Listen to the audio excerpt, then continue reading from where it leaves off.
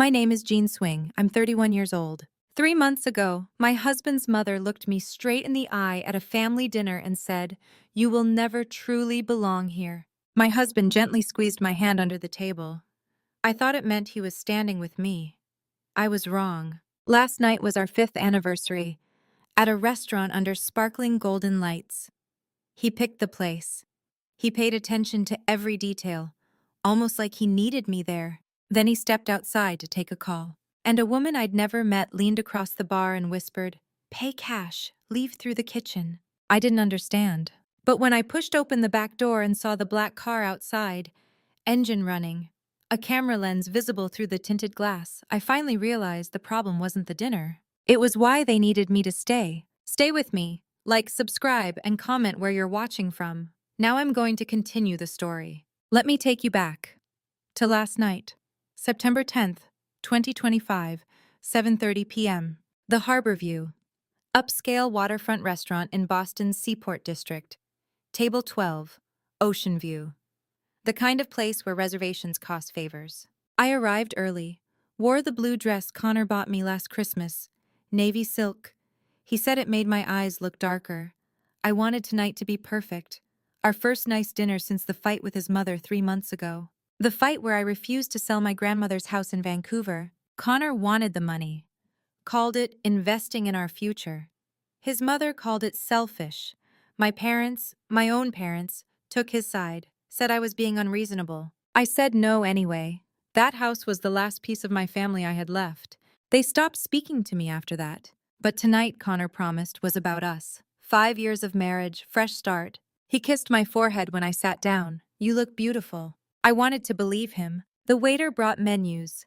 Prix, $180 per person. Connor ordered for both of us without asking. He used to ask. His phone buzzed. He glanced at the screen, frowned, silenced it. "Work. Always work." He smiled, but the smile didn't reach his eyes. 8:15. We were halfway through our entrees when his phone rang again. Connor looked at the screen. His jaw tightened. "I'm sorry, I have to take this. Now. Client emergency. Visa expiring tomorrow. I'll be 5 minutes, I promise." He stood, kissed the top of my head, walked toward the exit. I watched him through the window, pacing, animated, angry. 5 minutes passed. 10. I texted, "Everything okay?" 8:22. His reply, "So sorry, babe, call running long. Order dessert without me?" I ordered creme brulee, $14, drank sparkling water, watched the door. 18 minutes. Connor was still outside. I could see his silhouette through the frosted glass. He kept checking his watch, like he was waiting for something. Not talking to someone, waiting. 8:33. A young woman approached my table, late 20s, dark hair pulled back, name tag, Sophie, Brazilian accent when she spoke. "Compliments of the house." She set down a cocktail. Negroni, my favorite. "I didn't order this." "I know." She leaned closer. Her voice dropped. "I know who you are. I know what they're planning." My heart stopped. "Listen to me carefully. Pay your bill in cash. Leave through the kitchen. Door 3. Behind the bar. Don't go back to your apartment tonight." "What are you—" "That black Audi outside?" She nodded toward the window. "Plate HJN2816. It's surveillance, private investigator. They're documenting everything you do. If you leave through the front door with your husband, they'll have what they need." She pressed a napkin into my hand, walked away before I could respond. I unfolded it. Napkin, pen, handwriting. Black Audi A6, plate HJN2816. Surveillance equals evidence for custody/deportation case. Run. And a phone number. My hands were shaking. I looked out the window. Connor still on the phone, back turned. I looked across the street. Black Audi, engine running, tinted windows. And there, in the front window, a camera, long lens, pointed at the restaurant. Pointed at me. 5 years. I'd known Connor for 5 years. He was an immigration attorney. He helped people. He wouldn't, but Carolyn would. His mother, 20 years at USCIS, retired now, but she still had friends there, still had access, still had power. And she'd made it very clear I would never truly belong. The bill arrived, $280. I pulled out my wallet. $300 in cash, all I had. Left it on the table, no receipt. I stood, grabbed my purse, walked toward the restroom. then turned left, toward the bar, toward door 3. The kitchen was chaos. Dinner rush, chefs shouting, pans clanging, steam and smoke and the smell of seared fish. No one looked at me. I pushed through door 3, metal, heavy, emergency exit. Essex Alley, narrow, dark, smelled like garbage and salt water. I heard the Audi's engine rev. I kicked off my heels, grabbed them, started running. Behind me, a car door slammed. Footsteps. I didn't look back. 4 blocks, barefoot, pavement wet and cold, my feet slapping against concrete. South Station, T entrance. I swiped my Charlie card, descended into the orange line. My phone exploded. 3 missed calls. Connor. I silenced it. The train doors closed. Through the window, I saw him. A man in a dark jacket, scanning the platform, holding a camera. The train pulled away. I didn't know where I was going. I just knew I couldn't go home. I rode the orange line to Malden Center. End of the line. Got off. Waited 3 minutes. Got back on a red line train headed to Alewife. Evasion tactic, learned it from a true crime podcast. My phone kept buzzing. 11 missed calls now, 6 from Connor, 5 from unknown numbers. Voicemail notification, I listened. Connor's voice, worried at first. Jean, where are you? The waiter said you left through the kitchen. What's going on? Call me back. Then angrier. Jean, this is childish. Whatever I did, we can talk about it. Call me now. Then, manipulative. My mom is worried sick. She's calling hospitals. If you don't call me back in 10 minutes, I'm filing a missing person report. I have to protect you. I deleted them all. 9:05 p.m. I exited at Alewife Station. Cambridge, cold September air. I put my heels back on, feet bleeding slightly. Googled, cheap motels near me. Gateway Inn, 2.3 stars, $68 a night, cash accepted. 6 blocks, I walked fast, kept checking over my shoulder. The Gateway Inn sat on Route 2, neon sign flickering, parking lot half empty. The clerk barely looked at me. 50s, watching TV behind bulletproof glass. Room for the night, cash. Name? Jane Sullivan. First name that came to mind. 75 total, 50 deposit for damage, checkouts 11 a.m., no visitors after midnight. I slid 3 20s and a 10 through the slot. He slid back a key, room 205. Second floor, twin bed, broken AC, peeling wallpaper, smelled like cigarettes and industrial cleaner. I locked the door, pushed a chair against it, sat on the bed. My phone, 28 notifications. I finally opened my email. Top message, Capital One Business Alert. Timestamp, 9:10 p.m. Subject, account activity, action required. I clicked. Your Maple and Flower business account has been flagged for suspicious activity. Account access restricted pending fraud investigation. Contact your local branch immediately. Balance yesterday $12,340. Balance now restricted. Connor's texts escalated. 8:52 p.m. Jean, where are you? I'm scared something happened. Please call me. 9:08 p.m. This is ridiculous. You're acting insane. Just tell me what I did wrong. 9:18 p.m. My mother says you've been unstable lately. Maybe you need help. Professional help. 9:31 p.m. If you don't call me back in 10 minutes, I'm filing a missing person report. This isn't a game. I didn't respond. I tried logging into our joint account. Bank of America. Savings, where we kept emergency money. Password incorrect. I tried again. Same. I called the 24-hour line. 12-minute hold. Automated menu. Finally, a human. Bank of America, this is Trevor. How can I help you? I'm trying to access my account. Joint account with my husband. The password isn't working. Account number? I gave it to him. Typing sounds. Long pause. Ma'am? That account was closed this afternoon at 3:47 p.m. by the primary account holder. My vision tunneled. Closed? Yes, ma'am. Mr. Connor Ashford initiated closure. Funds transferred to his personal account. You'll need to contact him directly for... I hung up. Balance as of 3:47 p.m., $8,920. Current balance, 0. Everything happened before dinner. Before I ran. This was planned. I sat on the motel bed, stared at my phone. $22 left in my wallet. That's it. Business account, frozen. $12,000 I couldn't touch. Joint savings, gone. $8,000 Connor took. I had no access to money, no access to my business, no way to pay rent, no way to fight. And my conditional green card, the one I'd been waiting 3 years to have approved, was still pending.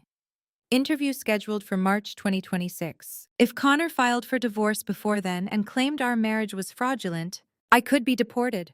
Back to Canada, away from the business I built, the life I made, away from everything. My phone buzzed, email notification. Landlord, Arthur Chen, Maple and Flower Lease. Subject, Notice of Lease Termination, 30 days. I opened it. Dear Ms. Swing, pursuant to Section 12.3 of your lease agreement, any violation of city health codes constitutes grounds for immediate termination. A health code violation report was filed regarding your establishment on September 10th, 2025. Your lease will terminate effective October 10th, 2025. You have 30 days to vacate the premises. Health code violation? I'd never had a health code violation. My last inspection was July 28th. Perfect score. 0 issues. Someone reported me. Someone lied. I checked the report timestamp. Filed September 10th, 2025, 11:47 p.m. Tonight, after I ran, they'd already started. 6:30 a.m. September 11th. Pounding on the door, I jolted awake, grabbed my phone like a weapon. Housekeeping! I exhaled, opened the door a crack. Woman with a cart, she looked surprised to see me. Sorry, thought room was empty. Checkout's 11. I know. She left. 28 new notifications. I ignored Connor's messages, opened my email instead. 3 cancellation notices, all from corporate clients. We Work Cambridge. Standing order. $2,200 a month. Breakfast pastries for their office. Hi, Jean. Thanks for your great service over the past year.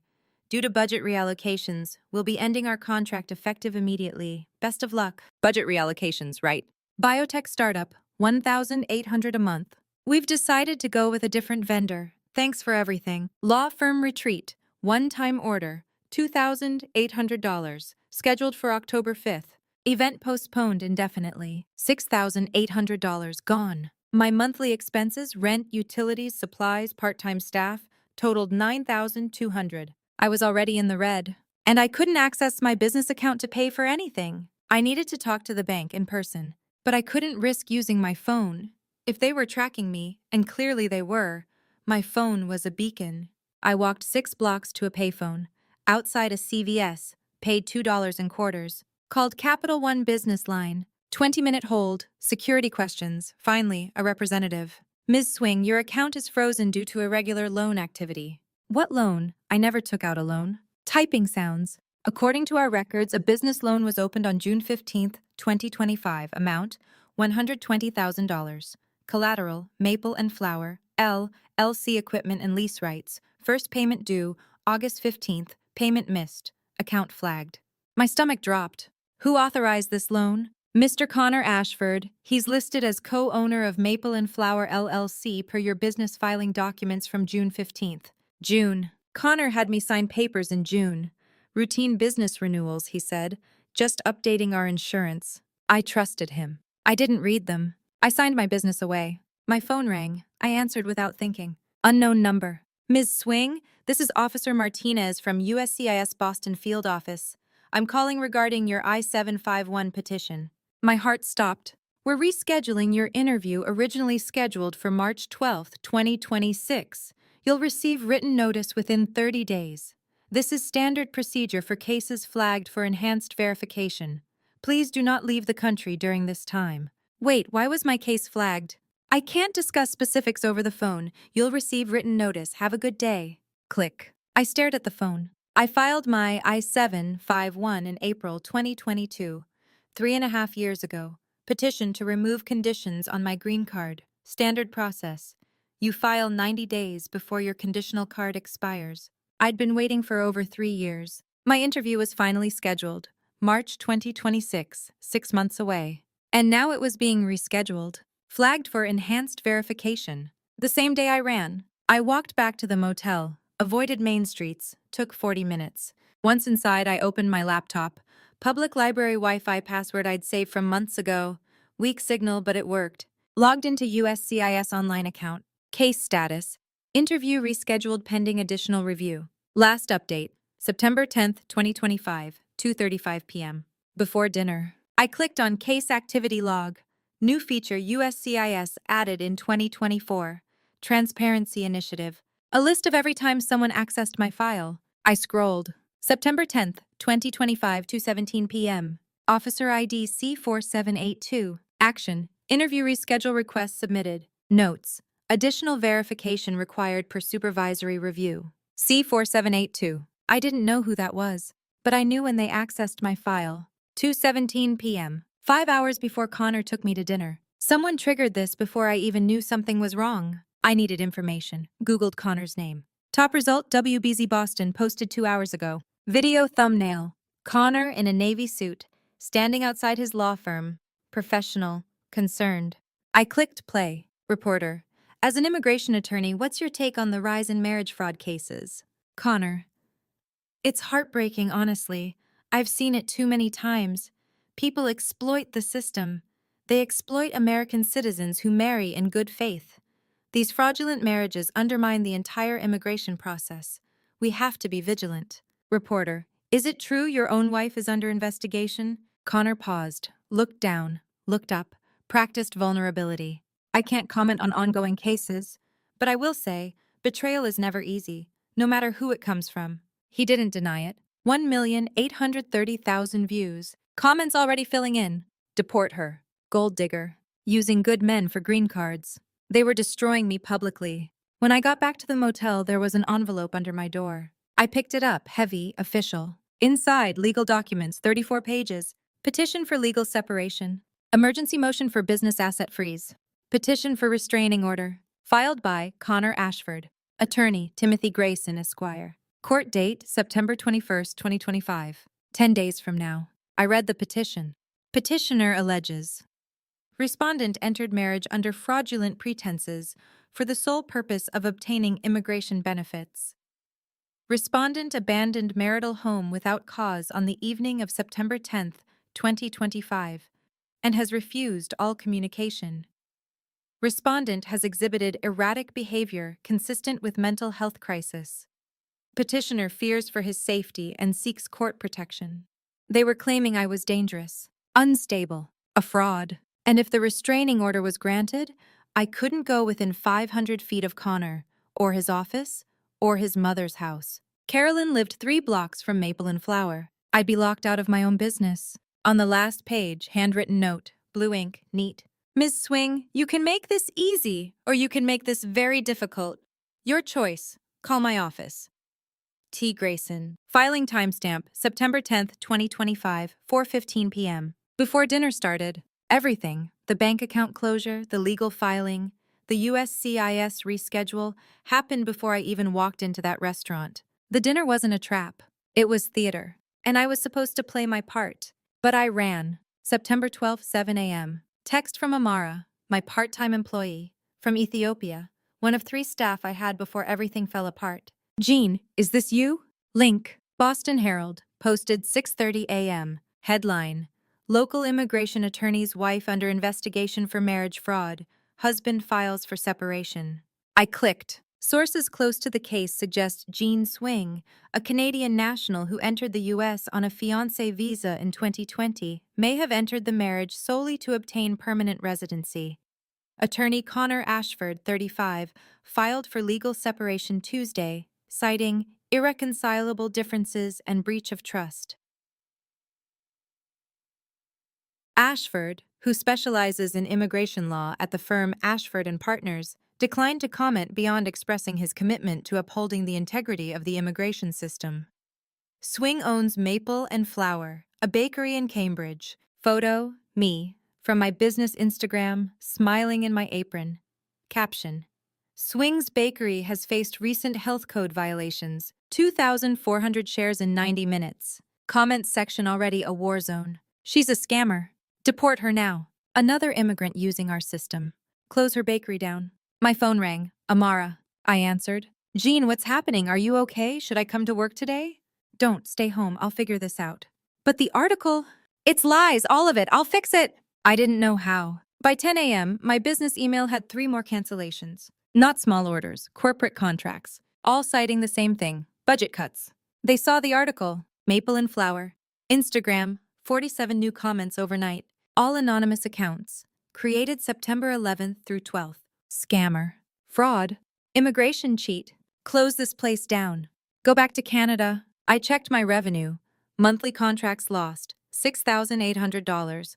Monthly expenses, 9,200. Deficit, negative 2,400. I couldn't pay rent, couldn't pay utilities, couldn't pay staff, and my business account was still frozen. 11 a.m. certified mail arrived at the motel, forwarded from my apartment. I'd updated my mailing address online yesterday, motel instead of home. Envelope from Boston Inspectional Services. Final notice of eviction, health code violations. Attached, inspection report.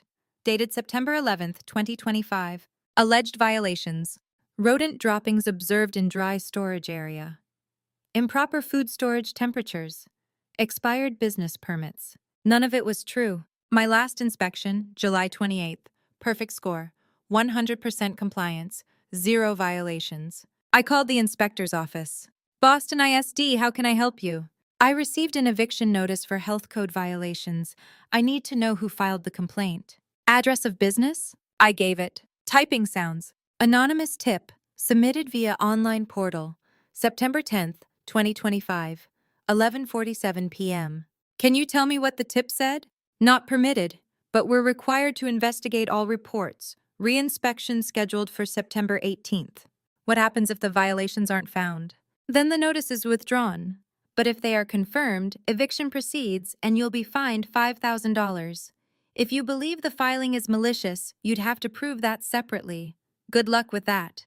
She hung up. Anonymous tip filed 11:47 p.m. The night I ran, 2 p.m., another email from Timothy Grayson. Emergency restraining order hearing, September 13th, 2025, 9 a.m. Tomorrow, 18 hours away. Suffolk County Court, Judge Patricia Moreno. Connor's petition claimed I made verbal threats, that I was emotionally unstable, that I abandoned our home creating concern for safety.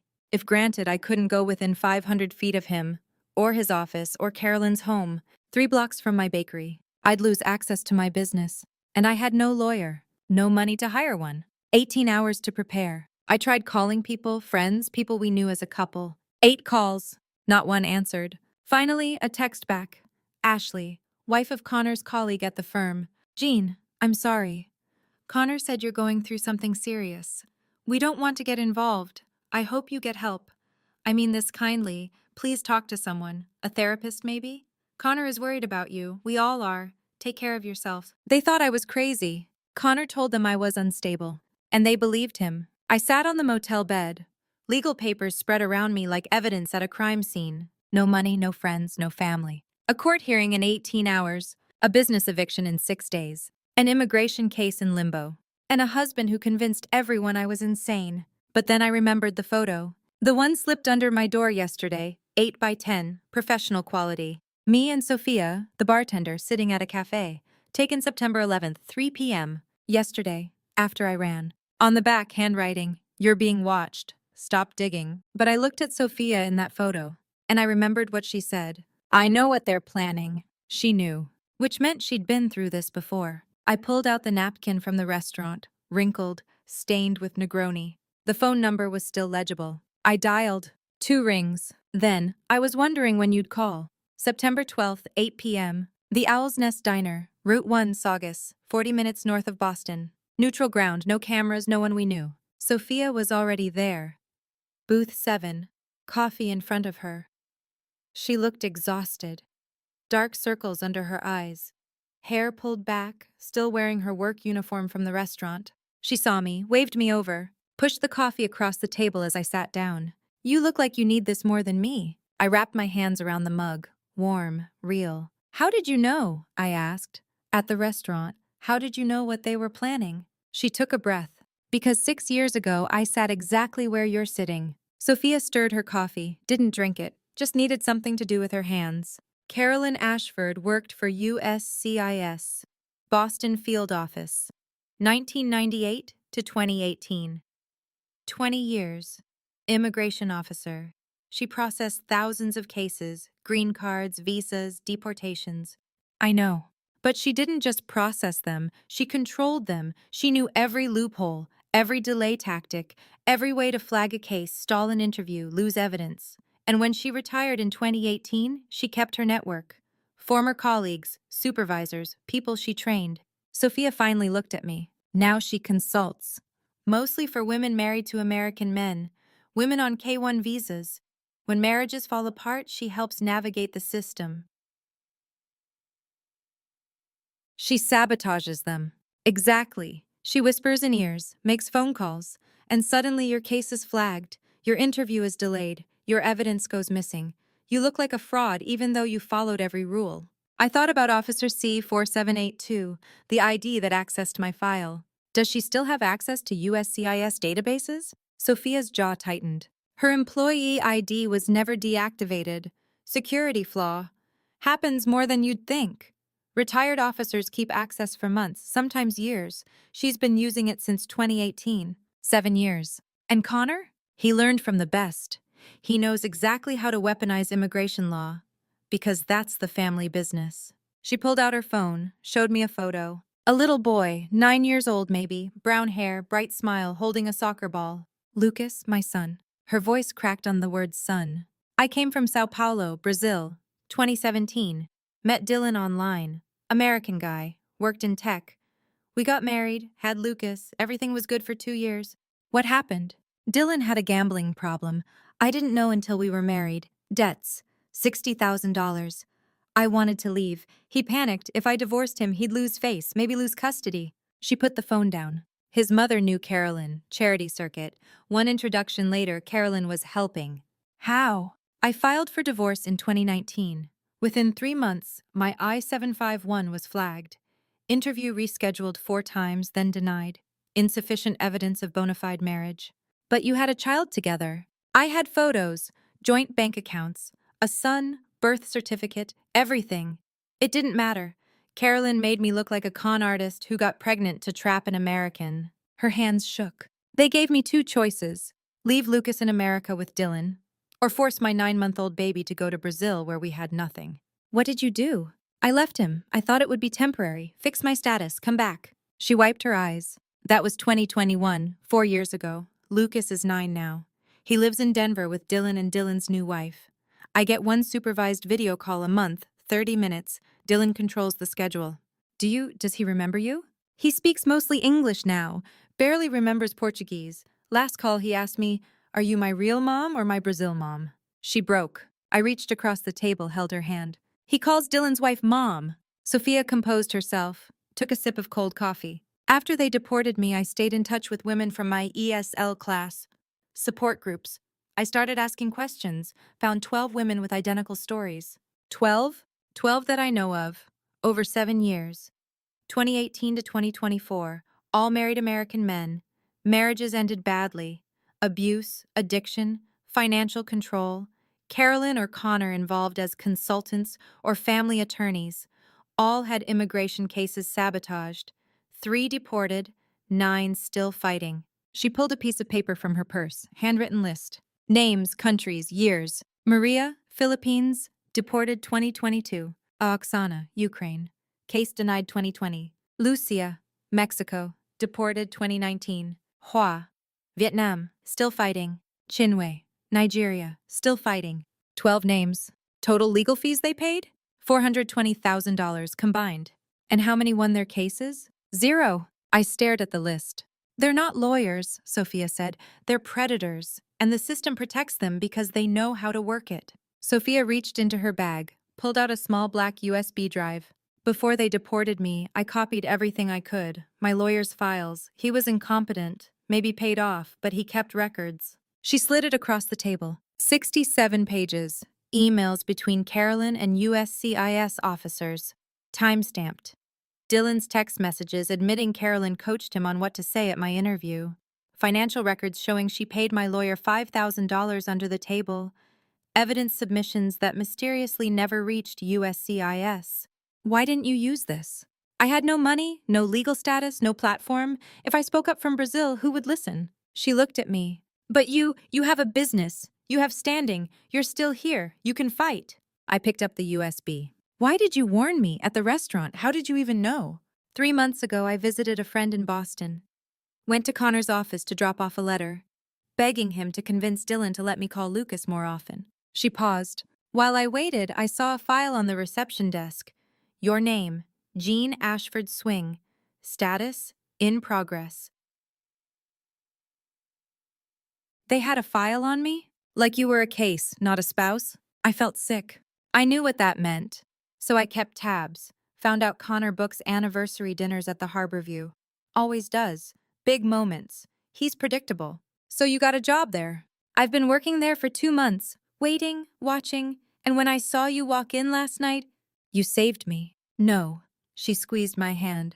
I gave you a chance. You saved yourself by running. Sophia made me promise. If you win, when you win, you tell our stories, all of us. Make sure people know this isn't just about you. I will. This is about a system that eats immigrant women alive and calls it law enforcement. She hugged me, tight, smelled like fryer oil and cheap soap and desperation. You're not alone anymore. I held the USB drive, 67 pages, proof this had happened before. Proof it would happen again unless someone stopped it.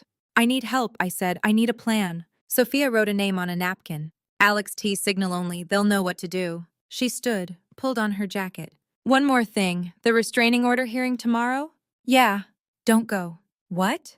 You show up, you give them ammunition, you look desperate, unstable, stay away, let them get the order, then we flip the entire board. How? She smiled, sad, knowing.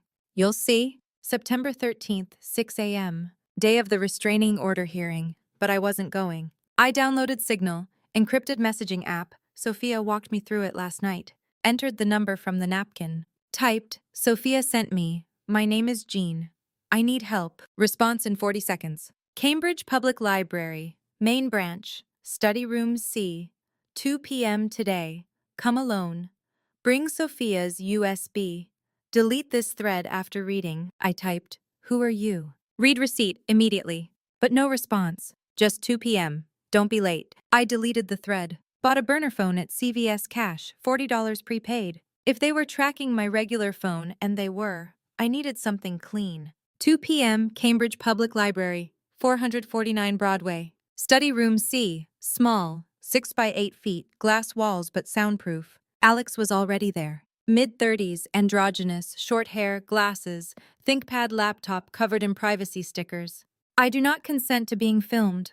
Encrypt everything. EF Filago. Alex didn't stand, didn't shake hands, just nodded. Sit, we have 2 hours before they close this room. I sat. I'm a data analyst, used to work for a private investigation firm that did background checks for USCIS contractors.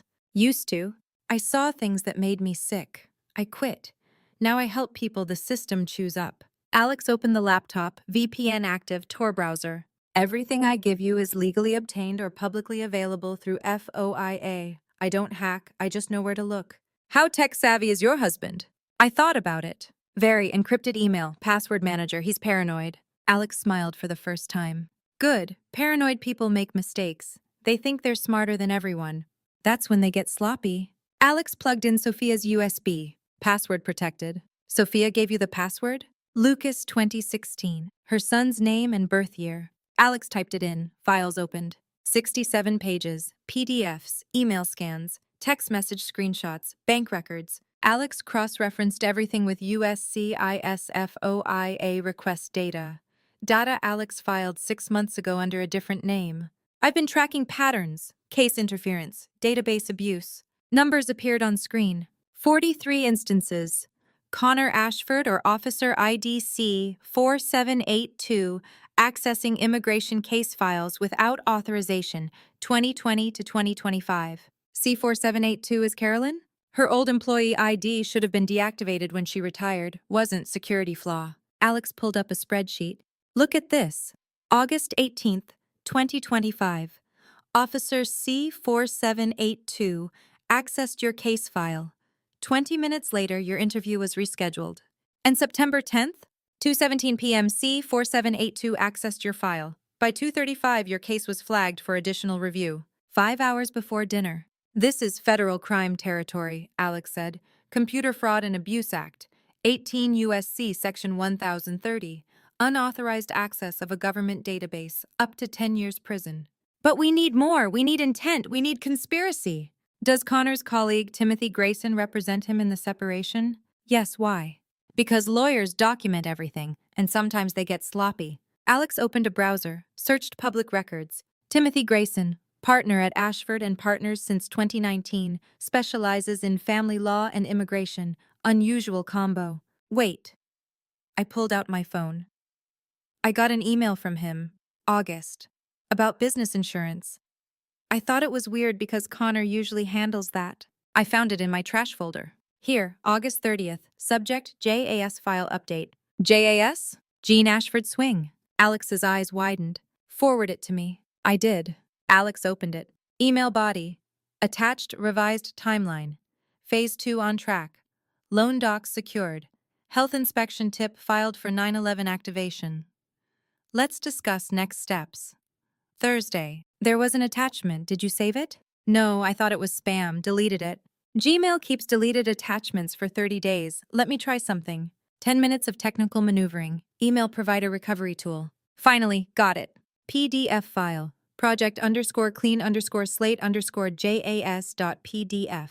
Alex opened it. 14 pages. Title page, Project Clean Slate, Asset Protection and Status Resolution Protocol. Subject, Jean A. Swing. Table of contents, 6 phases. Timeline, March to September 2025. I read, Phase 1, Financial Isolation. Close joint accounts. Secure business loan using spousal co-signature. Restrict access to funds.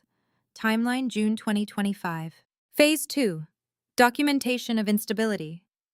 File health code complaints. Leak information to media contacts. Secure affidavits from family/friends erratic behavior. Timeline, August to September 2025. Phase 3, Immigration status disruption. Leverage USCIS contacts to delay I-751 processing. Flag case for enhanced review. Timeline, August to September 2025. Phase 4, Legal separation filing. Petition for separation plus asset freeze. Restraining order. Creates distance from business. Timeline, September 2025. Phase 5, Settlement negotiation. Offer, green card processing in exchange for business/property waiver. Pressure via isolation plus financial hardship. Timeline, September to October 2025. Phase 6, Final resolution. If subject accepts settlement, proceed to dissolution, retain assets. If subject resists, leverage family pressure, Mother Vancouver via CBSA liaison. Alternative, proceed to deportation, file custody claim if pregnancy occurs. I couldn't breathe. They'd been planning this for 6 months, since March. Every I love you after that was a lie. And they had a backup plan. Weaponize my family, or hypothetical children. This is a manual for destroying someone's life, Alex said quietly. We worked fast. Sophia's USB, 67 pages. USCIS access logs from FOIA, 43 violations, 18 pages. Project Clean Slate, 14 pages. Email thread from Timothy, 23 emails I'd been CC'd on over 8 months. Most I'd ignored as business stuff. My personal timeline, bank closures, loan documents, health inspection timing. 340 pages total. We went to FedEx office, 3:30 p.m., 6 blocks away. Printed everything, $85. Alex paid for USB backups, 3 copies made. One for you, one for me, one for insurance. The FedEx employee looked curious. Lot of legal docs. You a paralegal? I looked at her. No, I'm about to bury a lawyer. Alex walked me to the T station, Harvard Square, public, crowded, safer. You have everything you need, evidence, timeline, pattern, but now it gets dangerous.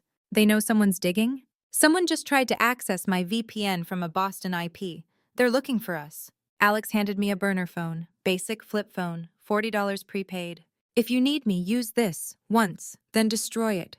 What do I do next? Find a lawyer who isn't afraid of Connor, someone with institutional power, and go public before they can bury you. Why not the police? Half of BPD has worked with Connor on immigration cases, human trafficking investigations, visa fraud. He has relationships. Go to the press or an advocacy group, somewhere they can't control the narrative. I boarded the red line, held the USB drive, my copy, labeled Backup Do Not Lose. 340 pages of evidence, proof of conspiracy, and 8 days until my court hearing. But I had something Connor didn't know about. Receipts. September 14th, 10 a.m. I Googled Immigration Advocacy Boston Legal Help. Top result, New American Voices, NAV nonprofit, founded 2015. Services: free legal aid for immigrant rights cases, advocacy, community support. 4.8 stars, 600 reviews. I called from the burner phone. Nav, how can I help you? Kind voice, Spanish accent. I'm being targeted by an immigration attorney. I have evidence of fraud. Pause. Hold, please. Transfer tone. New voice, older, authoritative. This is Emma Reyes. I'm the director here. Before you say anything else, did someone named Sophia tell you to call us? My heart stopped. Yes, how did you? She reached out 2 days ago, told us everything. We've been waiting for you. Can you help me? Can you be here in 1 hour? Bring everything you have. I was there in 40 minutes. NAV office, 185 Dartmouth Street, Back Bay. Brownstone building, warm, welcoming. Posters in 12 languages. You belong here. Emma greeted me at the door. 50s, former immigration judge, 15 years on the bench before she started NAV. Jean, come in. She introduced me to Sarah Brennan, senior immigration attorney. 40s, sharp gray suit, formerly ACLU Immigrants' Rights Project. We went to a conference room. Sarah spread out my evidence, USB data, Project Clean Slate, USCIS logs, emails, timeline. Read for 90 minutes straight. Barely spoke, just read, highlighted, took notes. Finally, she looked up. This is a RICO case waiting to happen. RICO? Racketeering. Conspiracy to commit wire fraud, computer fraud, mail fraud. That's federal. Then we have state charges. Theft by deception, abuse of process, intentional infliction of emotional distress. She closed the folder. Jean, I'm taking your case pro bono, not because I feel sorry for you, but because this is the kind of case that changes laws. How many other women do you think Carolyn has done this to? Sophia said at least 12. Sarah's jaw tightened. Let's find them, all of them. NAV put out calls, discreet through networks, ESL programs, community colleges, DV shelters, churches, cultural centers, social media groups for immigrant women.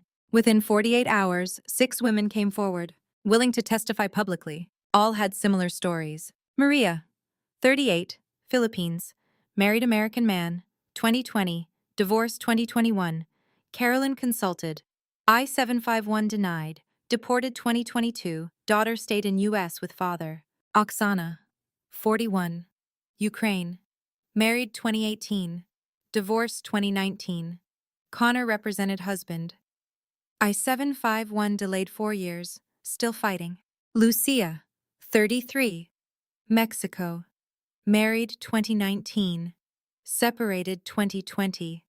Carolyn involved, forced to sign away business to avoid deportation. Hua, 29, Vietnam, similar pattern. Chinwe, 36, Nigeria, similar pattern.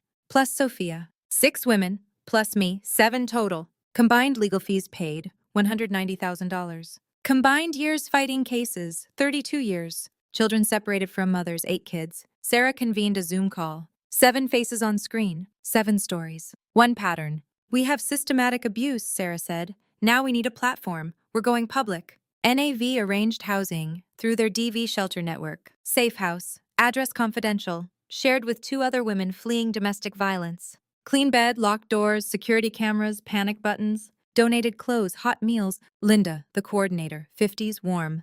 You're safe here, honey. No one knows this address except NAV staff. Rest tonight. Tomorrow we fight. I slept 9 hours straight. First time since the anniversary dinner. No nightmares. Just deep, exhausted sleep. Morning. Text on burner phone from Alex. NAV is good people. You're in the right hands. Stay safe. I'll be watching. September 16th, 2 p.m. NAV conference room. Sarah, Emma, 3 survivors willing to speak publicly. Sophia, Maria, Oksana. Trevor, media consultant, volunteer, former journalist. Plan, press conference, September 19th, 10 a.m. Jean speaks first, lead voice. Sarah presents evidence, the receipts. Survivors speak, the pattern. Media invited 40 outlets, evidence packets, 45 copies, 340 pages each. We control the narrative, Trevor said. Not them. You speak truth, clean, clear, no legal jargon. Then Sarah presents evidence. Then survivors speak. We don't apologize, we don't hedge, we state facts, we demand justice. Jean's statement, 750 words. Written with Sarah. Practiced 6 times. Same day, 4:45 p.m. Sarah filed complaint with Massachusetts Board of Bar Overseers. Attorney Connor Ashford, misconduct, fraud, abuse of process. Tracking number BBO-2025-09-7821. Email confirmation arrived. Complaint received, investigation opened. Sarah showed me. It's starting. No, we started 5 days ago when you ran. Now we're finishing it. September 19th, 6:30 a.m. I woke in the safe house. Showered, dressed in clothes Emma brought yesterday. Navy blouse, borrowed from NAV Clothing Bank. Black pants, my own cleaned. Flats, comfortable. I'd be standing for an hour. No makeup. Sarah's advice.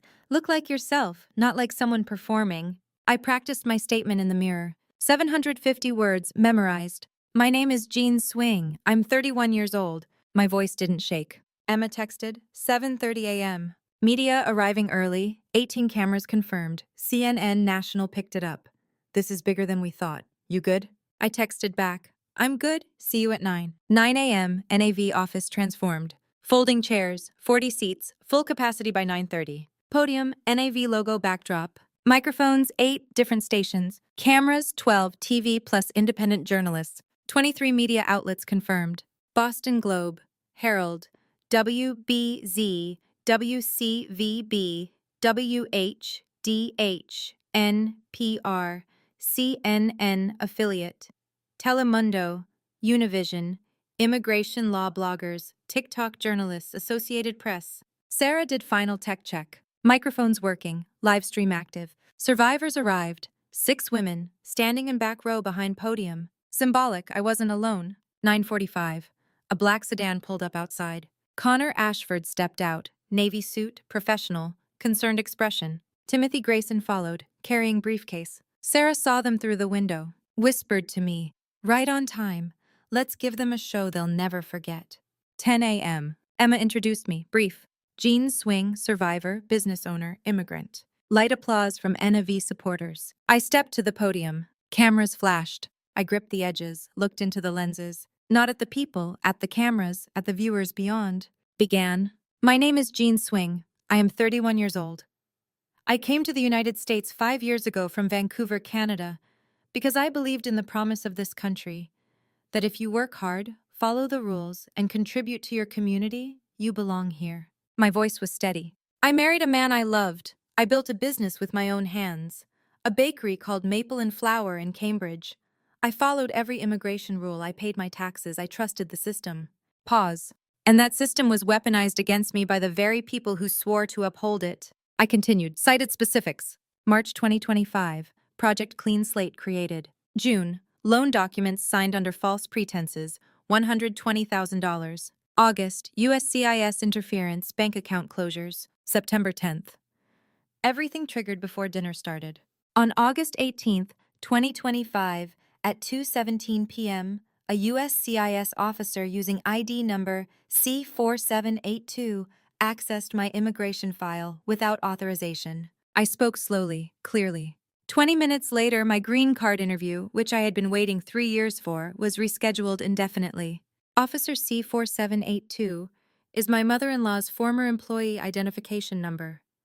She retired from USCIS in 2018. Her access should have been terminated. It wasn't. And she used it to sabotage my case. I held up a printed page, enlarged for cameras. Screenshot USCIS access log. Officer C4782. Date, September 10th, 2025. Time, 2:17 p.m.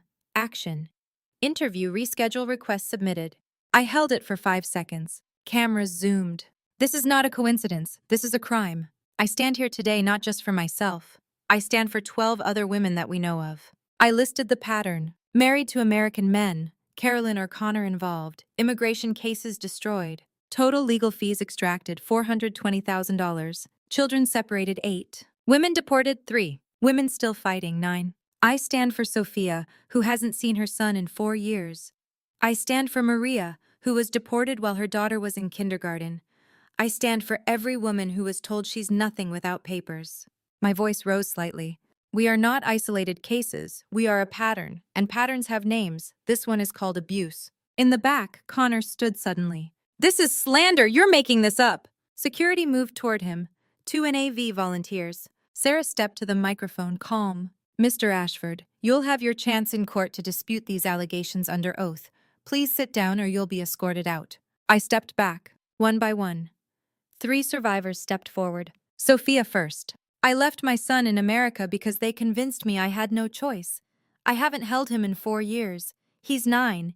He calls another woman mom. Maria. They told me I was a bad mother. They told immigration I was using my daughter for a green card. My daughter was 3 years old. She cried, voice still strong. How do you weaponize a 3-year-old? Oksana. I lost 6 years fighting. 6 years of my life. My savings, my dignity. Because one woman with a USCIS badge decided I didn't deserve to be here. Connor stood again, face red. You're all lying. This is a coordinated attack by bitter, unstable. Sarah cut the microphone. Mr. Ashford, you're disrupting a lawful press conference. Leave now or we'll have you removed. Connor stormed toward the door. Timothy followed. Connor turned at the doorway, pointed at me. You'll regret this. I stared back, said nothing. Didn't flinch. Sarah opened for questions. Reporter, Boston Globe. Have you filed criminal complaints? Yes. This morning at 9 a.m., we filed federal computer fraud complaints with FBI Boston Field Office. We've filed complaints with Massachusetts Board of Bar Overseers regarding attorney Connor Ashford. Civil lawsuit pending. Reporter, NPR. What do you want? I stepped back to the mic. I want my green card processed fairly, without interference. I want my business back. I want these people held accountable under the law. And I want every woman they've hurt to get justice. Pause. That's not asking for special treatment, that's asking for what we were promised. Equal protection under the law. Final question. TikTok journalist, young woman, 20s. What do you say to other immigrant women watching this right now? I looked directly at the camera. Off script. To every woman who was told she's nothing without papers, without a man, without permission from a system that wasn't built for her, I paused. You are everything. You are worthy. You are enough, and they know it. That's why they try so hard to make you forget. They didn't break me, and they won't break you. We're still here, and we're not going anywhere. Silence. 2 seconds. Then applause, not from press, from attendees, NAV staff, survivors, supporters, other immigrants. 45 seconds. Cameras kept rolling. Press conference ended 10:52 a.m. By 11:15, Gene Swing was trending on Twitter. Boston region. By 12:30, Boston Globe posted, immigration attorney accused of weaponizing system against wife, FBI investigating. By 2 p.m., CNN National picked up the story. By 4:30, Massachusetts Attorney General Maura Healey released statement. We are aware of serious allegations regarding abuse of immigration processes and have opened an investigation. 6 p.m., same day. I watched evening news in NAV office. Every major Boston station led with my story. WBZ, immigrant woman exposes alleged conspiracy, attorney under investigation. Connor's firm released statement, 5:15 p.m. Mr. Connor Ashford has been placed on administrative leave pending internal review. Carolyn's consulting website, offline, 404 error as of 3 p.m. My phone buzzed, burner. Unknown number. I answered, woman's voice shaking. Is this Gene Swing? My name is Rachel. I live in New York. I was married to a lawyer. I think the same thing happened to me. I looked at Sarah. She nodded. Yes, we can help. You're not alone. By end of day, 17 calls to NAV from women across the country. Similar stories. Sarah told me, you didn't just save yourself, you opened a door. I looked at the survivors still in the office, sharing stories, crying, laughing. For the first time in weeks, I felt something that wasn't fear or anger. Power, not over others, over myself. And that was the whole point. September 25th, 6 days after press conference, Massachusetts Board of Bar Overseers announced emergency action. Connor Ashford's law license, suspended pending full investigation. Ashford and Partners Law issued statement. Effective immediately, Mr. Connor Ashford is no longer employed by this firm. We are cooperating fully with all investigations. Connor's LinkedIn deleted. Professional website taken offline. He vanished. I received certified letter, September 26th, from new attorney. Not Timothy, neutral third party. Mr. Ashford wishes to withdraw all pending legal actions against you and negotiate amicable dissolution of marriage without contest. Translation, he was terrified. September 28th. Carolyn Ashford's consulting business dissolved. Ashford Immigration Advisory LLC gone. Clients dropped her within 48 hours. USCIS Office of Inspector General opened investigation. Her conduct during 20-year tenure. Post-retirement database access. Federal criminal investigation. Pension status under review. If criminal conduct proven during employment, pension can be revoked. 68,000 a year at risk. Sophia texted me. Carolyn tried to call me. Blocked number. Voicemail transcript. She's begging me not to talk to investigators. I texted back, good. October 5th. Email from USCIS. New officer assigned. Your I-751 petition has been expedited for review given documented interference in your case. Interview rescheduled. October 15th, 2025. Sarah filed motion citing improper influence. USCIS didn't contest. They wanted this resolved cleanly. October 15th, interview. New officer, professional, sympathetic. Reviewed evidence, mountains of it. Joint lease, business documents, bank statements, photos, NAV affidavits. Ms. Swing, I've reviewed your case thoroughly. I've also reviewed the investigation into unauthorized access to your file. Pause. Your marriage may have ended, but the evidence clearly shows it was entered in good faith. Your petition is approved. You'll receive your 10-year green card within 30 days. I walked out of the JFK Federal Building, sat on a bench outside, held the approval notice, cried. Relief. Pure, clean, shaking relief. Sarah sat next to me, said nothing, handed me tissues. We sat there for 10 minutes. Just breathing. Approval mailed November 15th. Green card status conditional removed. Valid 2025 to 2035. 10 years. NAV helped me launch crowdfund. GoFundMe. Help Jean rebuild her dream. Support Maple and Flower Bakery. Goal $10,000. Raised 8,200 in 10 days. 680 donors. Comments flooded in. You inspired me. From one immigrant to another, thank you. My mother was deported in 1985. This is for her and for you. Nav added 3,000 from emergency fund. Total 11,200. Enough to reopen. November 15th. Same day I-751 approved. I called it my Freedom Day. First day back, line out the door. 60 customers. Revenue, $1,840. Sold out by 2 p.m. Elderly woman, regular from before. Hugged me. We missed you. Don't ever leave again. November 20th. Sarah filed class action civil lawsuit, Massachusetts Superior Court. Jean Swing, et al. Versus Connor Ashford, Carolyn Ashford, Timothy Grayson.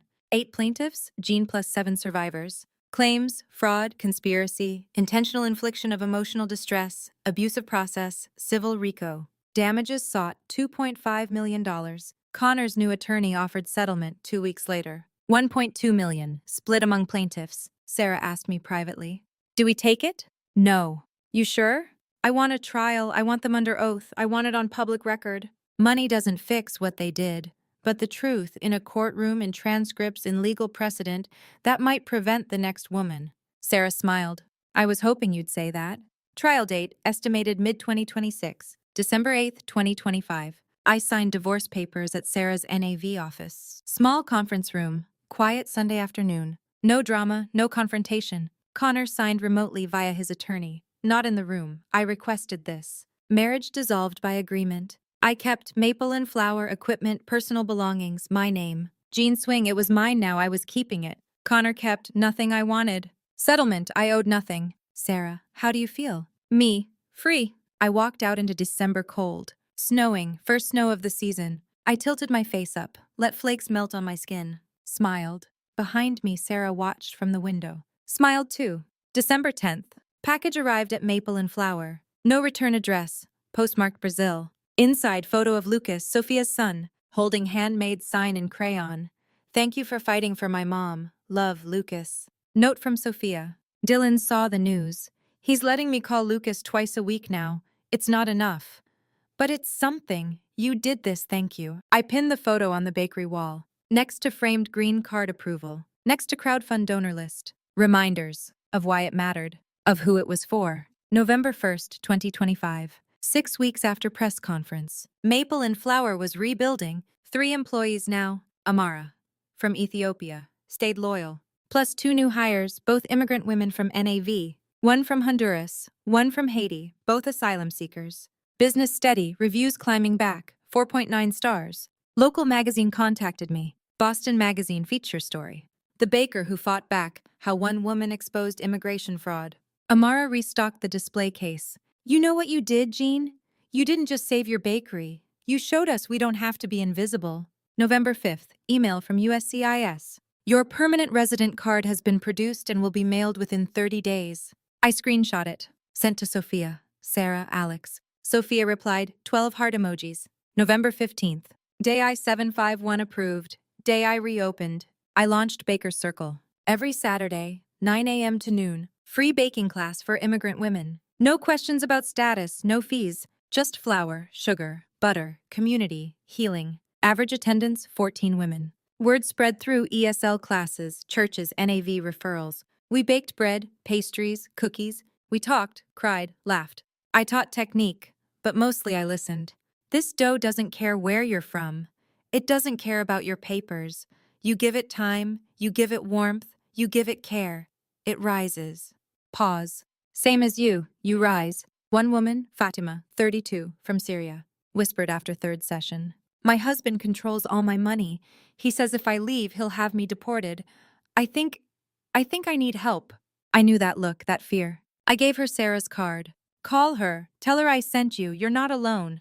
November 25th. I was closing Maple and Flower. 8 p.m.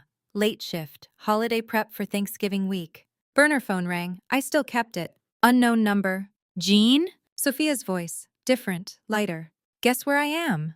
Brazil? No, I'm on video call with Lucas. Dylan's letting me call twice a week now. She cried, happy tears. He saw the news coverage. I think he's scared.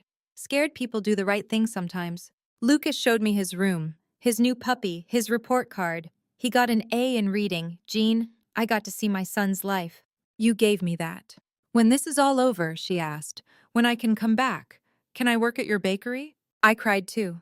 You'll be my first call, I promise. December 1st, 2025. Mailman delivered small USCIS envelope to Maple and Flower. I changed my address to the business. I opened it, hands shaking. Green card.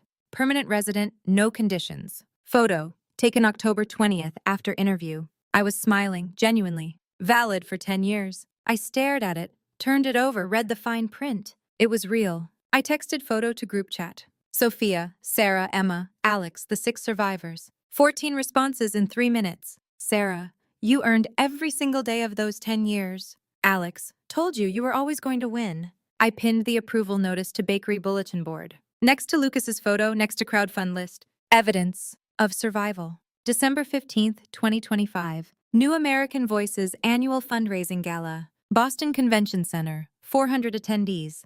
$500 per plate. Major donors, politicians, community leaders. I was invited as keynote speaker. 20-minute speech. Sarah helped edit. I wrote it. I talked about my journey, the fear, the isolation, the moment I decided to fight. The women who stood with me. The system that nearly broke me but didn't. I thank Nav, Sarah, Emma, Sophia, the survivors. Ended with call to action. Immigration reform. USCIS oversight. Funding for legal aid. They wanted to make me disappear. They wanted me to be ashamed. But shame belongs to the people who abuse power, not the people who survive it. I'm still here. We're all still here. And as long as we stand together, they can't erase us. Standing ovation. 90 seconds. Funds raised. $240,000. After the gala, young woman approached me. 22, from Honduras. I'm in culinary school, pastry program. Can I intern at your bakery? I want to learn from you. I didn't hesitate. When can you start? The cycle continues. Survivor becomes mentor. December 20th, 2025, 5:30 a.m. I arrived at Maple and Flower. Original location, the one I almost lost. Unlocked the door. Key felt solid, real, mine. Turned on the lights, started the ovens, low hum, warm, familiar. Pre-dawn ritual. I measured flour for the day's first batch.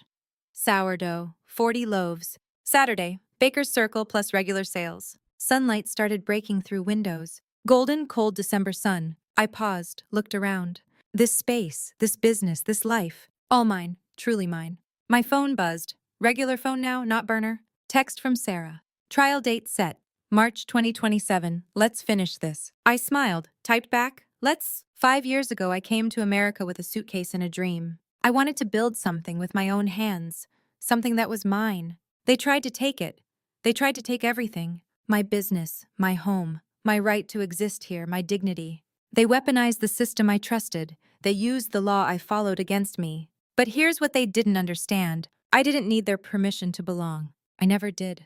I needed my own hands, my own courage, and the voices of women who'd walked this road before me. If you're listening to this and you're scared, if someone is using your status, your paperwork, your hope against you, know this. You are not alone. You are not powerless.